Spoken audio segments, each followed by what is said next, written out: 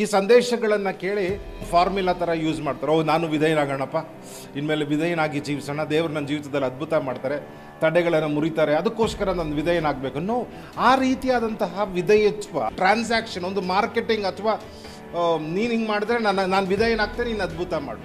ಅಬ್ರಹಾಮನ ಜೀವಿತವನ್ನು ನೋಡಿದ್ರೆ ಅವನು ದೇವರನ್ನು ನಂಬಿದ್ದಾನೆ. ಆ ನಂಬಿಕೆ ಅವನನ್ನು ದೇವರಲ್ಲಿ ವಿಧೇಯನಾಗಿ ಮಾಡಿದೆ. ನಾವು ದೇವ್ರ ಹತ್ರ ದೇವರೇ ನನ್ನ ಸಾಲ ತೀರಿಸು, ದೇವರೇ ನನಗೆ ಅದ್ಭುತ ಮಾಡು ಅನ್ನೋದಕ್ಕೋಸ್ಕರ ಮಾತ್ರ ಚರ್ಚಿಗೆ ಬಂದರೆ, ಅನ್ನೋದಕ್ಕೋಸ್ಕರ ನಾವು ಪ್ರಾರ್ಥನೆ ಮಾಡಿದ್ರೆ, ಅನ್ನೋದಕ್ಕೋಸ್ಕರ ಜೀವಿಸಿದ್ರೆ ಹಲವಾರು ಸಲ ದೇವರು ಅದ್ಭುತ ಮಾಡೋಕ್ಕಾಗಲ್ಲ. ವಿಧೇಯತ್ವದಲ್ಲೇ ಜೀವಿಸುವವನು ಖಂಡಿತವಾಗ್ಲೂ ಬ್ರೇಕ್ ಥ್ರೂಸ್ಗಳನ್ನು ಅನುಭವಿಸ್ತಾನೆ.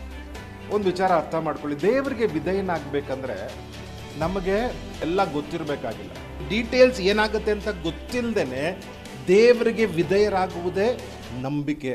ವಿಧೇಯತ್ವ ಉಂಟಾಗೋದು ಎಲ್ಲಿಂದ ಗೊತ್ತಾ? ದೇವರ ಮೇಲೆ ಭರವಸೆಯಿಂದ, ದೇವರ ಮೇಲೆ ವಿಶ್ವಾಸದಿಂದ ವಿಧೇಯತ್ವ ಹುಟ್ಟುತ್ತೆ.